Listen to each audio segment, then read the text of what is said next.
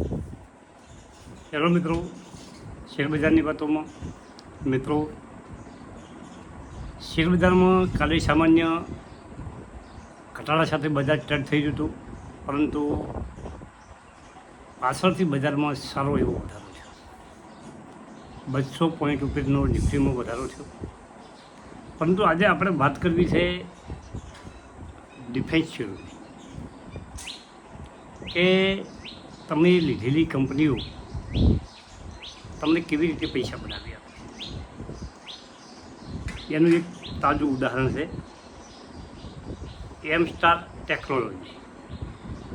આ કંપનીનો આઈપીઓ 2021માં આવ્યો હતો મિત્રો, અને એનો ભાવ હતો 575 રૂપિયા. આજે આ શેર મિત્રો ગજબનું રિટર્ન આપ્યું છે, અને 7,588 રૂપિયા કાલે 14 તારીખે બંધ થયો. ખાલી 5 વર્ષ થયા છે મિત્રો. આ કંપનીએ 1 મહિનામાં 72%, 1 મહિનામાં ડબલ પૈસા કર્યા, 6 મહિનામાં 200% મિત્રો, અને 1 વર્ષમાં 400%, અને 5 વર્ષમાં 800% કંપની રિટર્ન આપે.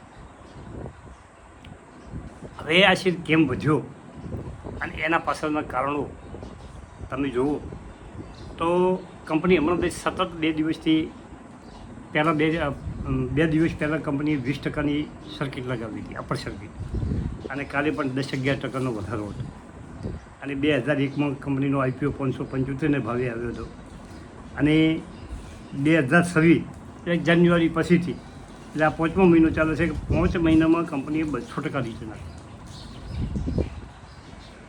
હવે કંપનીની ઓર્ડર બુક મજબૂત છે. કંપનીને જે કામ કરવાનું છે એના પેન્ડિંગ ઓર્ડરો મળ્યા. કંપની પાસે 400 કરોડની ઓર્ડર બુક છે એની, અને ન્યુક્લિયર, એરોસ્પેસ કંપનીનો મજબૂત ખોળ છે. કંપનીનું કામ બહુ ક્વાર્ટર ટુ ક્વાર્ટર અને વાર્ષિક ડેટા તમે જુઓ તો કામગીરી સતત વધી ગઈ છે. નવા કંપની પાસે ઓર્ડર રહ્યા છે, અને આવી કંપની શરૂઆતના સ્ટેજમાં જો તમને પકડાઈ જાય તો તમારા પૈસા બને. હવે બીજી કંપની છે એવી કંપની, અને એ પણ આગળ જતાં તમને સારા ભાવ આપી શકે. બીજી કંપનીનું છે મડગામ ડોટ શિપિંગ બિલ્ડર્સ. આ પણ ડિફેન્સનો સ્ટોક છે. 2518 રૂપિયા ઉપર કંપની ચાલી રહી છે. આ કંપનીએ 5 વર્ષમાં 2400% રિટર્ન આપ્યું છે. 5 વર્ષ પહેલાં કંપનીનો 100 રૂપિયા ભાવ હતો, અને આ કંપનીનો 800-900ના ભાવના વિડીયો મેં પણ બનાવ્યા છે મડગામ.comના. અને એમ સ્ટાર ટેક મારો વિડીયો જોઈ અને પંકજભાઈએ આ સ્ટોક લીધેલો. એમની કોમેન્ટ પણ છે, તમે જોજો એની કોમેન્ટોમાં. અને એમણે કીધું કે અમે 150%ના પ્રોફિટે સ્ટોક વેચી માર્યો, અને એમને 20%ની સર્કિટ લાગી, પછી એમણે સ્ટોક વેચી દીધો, અને એના પછી પણ 15-20% આ કંપનીમાં વધારો થયો છે. હવે આ 2 સ્ટોકની તો આપણે વાત કરી કે મડગામ.com 5 વર્ષમાં 2400% રિટર્ન આપ્યું છે, અને આ કંપની આગળ જતાં પણ સારું કરી શકે છે. હવે બીજો મારા પોર્ટફોલિયોનો ડિફેન્સનો સ્ટોકની હું વાત કરું મિત્રો, કે પારસ ડિફેન્સ. આ તમે આ કંપનીને તમે રડારમાં રાખી શકો, અને ઘટાડે થોડા 1-2 વર્ષ શેર ભેગા કરો, અને સારી ક્વોન્ટિટી કરી રાખો, અને બીજા 5 વર્ષ તમે એને ખેંચી નાખો, તો આ કંપની તમને પૈસા બનાવી આપે. પારસ ડિફેન્સ. એનું કારણ છે કે આ કંપનીનો આઈપીઓ લાગ્યો હતો મને 75 શેર લાગ્યા હતા. 15,000માં 75 શેર લાગ્યા હતા, અને કંપનીએ વચ્ચે બોનસ આપ્યો તો મારા પાસે 150 છે મિત્રો. પારસ ડિફેન્સની વાત કરું છું, અને એમાં મેં થોડોક ઉમેરો કર્યો કે મારા પાસે 800 શેર તારી પડ્યા છે. વધે છે, ઘટે છે, વધે છે, ઘટે છે, ચાલ્યું જાય છે.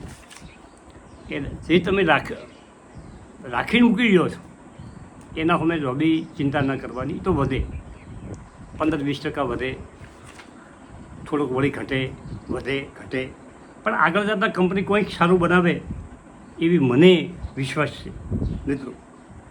અને કંપનીનું નાની કંપની છે, પારસ ડિફેન્સ, 100,400 કરોડનું માર્કેટ કેપ છે.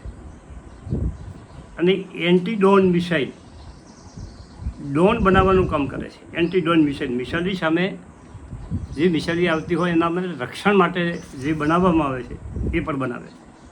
કંપનીનું શેર અને નફામાં સતત વધારો થાય છે. અને કંપનીનું એક નેગેટિવ પાસું એ છે કે કંપનીનો પીએ થોડોક ઊંચો ચાલે છે. પારસ ડિફેન્સ સેક્ટરના કંપનીઓના પીએ 50 ઉપર બધા છે, પરંતુ આ 50થી ઉપર 80-85 પીએ ઉપર ચાલી રહી છે. પીએ 4 ઘટે, 2 કારણ છે. પીએમાં ઘટાડો 4 થાય. જો કંપની વધારે ગ્રોથ કરે, નફો વધારે કરે તો પીએ ઘટે, અથવા તો ભાવ ઘટે તો પીએ ઘટે. પીએ એટલે એક શેર દીઠ જે કમાણી છે એનાથી કેટલા ઘણો શેર આગળ ચાલી રહ્યો છે. ધારો કે કોઈ કંપનીનો EPS, અર્નિંગ પર શેર 80 રૂપિયા છે.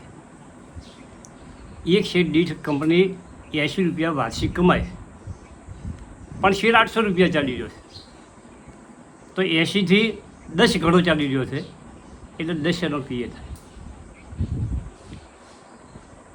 મિત્રો. પણ કંપની એક શેર દીઠ 8 રૂપિયા જ કમાય અને સ્ટોક 800 રૂપિયા ચાલે, તો એનો પીએ આવે. તો એ 800 રૂપિયા ચાલી રહ્યો છે, એ 400 રૂપિયા થઈ જાય તો પીએ 50 થઈ જાય. અથવા તો જે 8 રૂપિયા એક શેર દીઠ કમાણી છે એ વધીને 80 રૂપિયા થઈ જાય તો પીએ 10 ઉપર આવે. આ રીતનું ચાલતું હોય મિત્રો. પરંતુ મારું ખાસ એ કહેવું છે કે કોઈ કંપની તમે પકડી રાખો, તમારે ખાસ કે નાની કંપની તમને કોઈ તમારા રડારમાં હોય, પણ એ કંપની શું બનાવે છે, કયા સેક્ટરની કંપની છે, અને આગળ જતાં એ કંપનીની જે બનાવટ છે એમાં બજારમાં કેવો દમ રાખે. આજે જે સમય સતત પરિવર્તનવાળો સમય છે, સમયમાં સતત ટેકનોલોજી નવી આવી રહી છે. આપણે જ્યારે 1910 કે આસપાસ જે વસ્તુનો અમુક ઉપયોગ કરતા હતા એ આજે એ વસ્તુનો ઉપયોગ કરવાનું બંધ કરી દીધું છે. આપણે નવી વસ્તુનો ઉપયોગ કરે છે, નવી ટેકનોલોજી આધારે નવી વસ્તુનો થયું છે.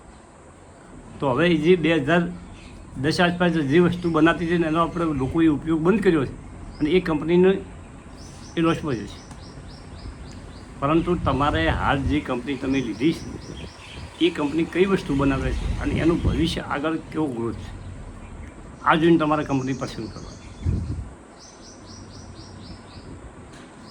કે ભાઈ આ વસ્તુ હજી 20-25 વર્ષ સુધી ગમે એવી નવી ટેકનોલોજી આવે પણ આ વસ્તુ લોકો ખરીદવાના છે અને આ વસ્તુની બજારમાં જોરદાર પકડ છે.